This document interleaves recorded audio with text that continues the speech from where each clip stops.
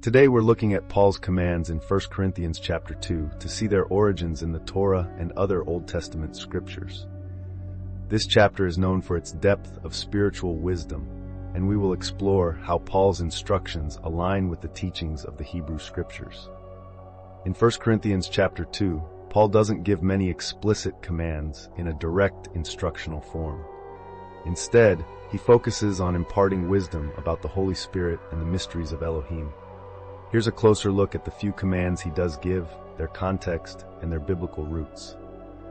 First, in 1 Corinthians 2 verse 1-2, Paul says, "And I, when I came to you, brothers, did not come proclaiming to you the testimony of Elohim with lofty speech or wisdom.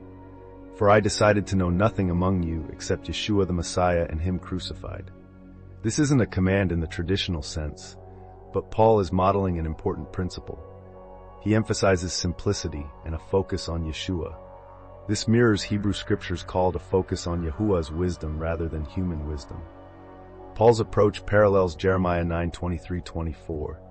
Thus, let not the wise man boast in his wisdom, let not the mighty man boast in his might, let not the rich man boast in his riches, but let him who boasts boast in this, that he understands and knows me, that I am Yahuwah who practices steadfast love, justice, and righteousness in the earth.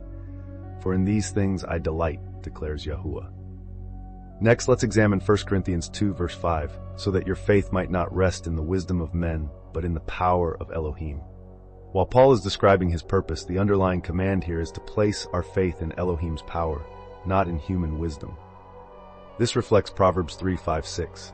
Trust in Yahuwah with all your heart, and do not lean on your own understanding. In all your ways acknowledge Him, and He will make straight your paths. Paul continues in 1 Corinthians 2:12.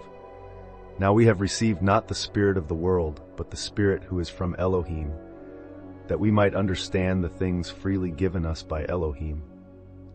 While this is a statement rather than a direct command, the implied instruction is to receive and rely on the Holy Spirit for understanding, which is rooted in Ezekiel 36:26-27. And I will give you a new heart, and a new spirit I will put within you. And I will remove the heart of stone from your flesh, and give you a heart of flesh. And I will put my spirit within you, and cause you to walk in my statutes, and be careful to obey my rules. Lastly, consider 1 Corinthians 2:15-16. The spiritual person judges all things, but is himself to be judged by no one. For who has understood the mind of Yahuwah so as to instruct him? But we have the mind of Messiah. Paul suggests that those led by the Spirit can discern all matters. This echoes Isaiah 40:13. Who has measured the Spirit of Yahuwah, or what man shows him counsel? In wrapping up, while 1 Corinthians 2 contains few explicit commands, Paul's teachings are deeply rooted in the Torah and the prophets. He draws believers to focus on Elohim's wisdom, rely on the Holy Spirit, and understand the spiritual depth offered through Yeshua. Until next time, Shalom.